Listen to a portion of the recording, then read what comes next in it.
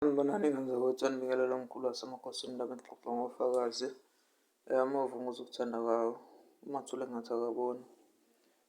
No, into bengifuna ukuthi-ke siyibheke namhlanje ukuzochaza nje kabanzi ngamajazi athe ukuba mbalwa.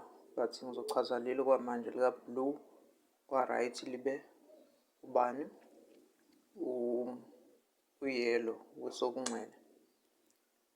Ngibona lokhu ngenxa yama-comments amanye abantu badinga ukuchazelwa le nto kodwa kusuke into ethanda ukuthi ukujula kakhulu. Please to make sure ukuthi u-subscribe wena usanokufika nokubona le video omkhulu wasemakhosini.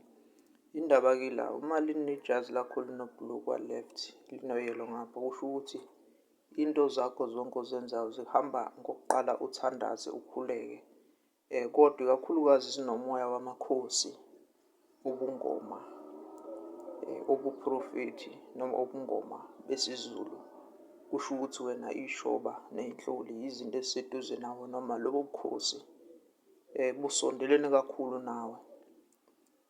Multiplier-ke idalwa kuya ngokuthi idalwa yiziphi ezisuke zihamba phambili. Kuyenzeka kube idalwa zakini noma ithunywa zakini noma ezakomalume ezibhalansile zakunikeza ukuthi ube umuntu othandazayo nokhulekayo.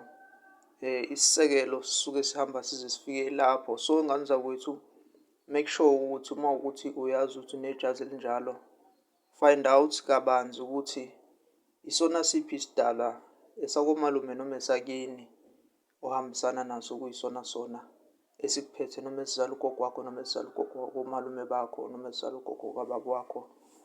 Zonke lezi zinto izona zinto ofanele wenze sure ukuthi but yonke into yakho isukumele ukuthi konke okwenzayo iyawuqala ngomthandazo. Ngisho umuthi owuphathayo kufanele uhlale kube umuthi owuthatha uwubusise.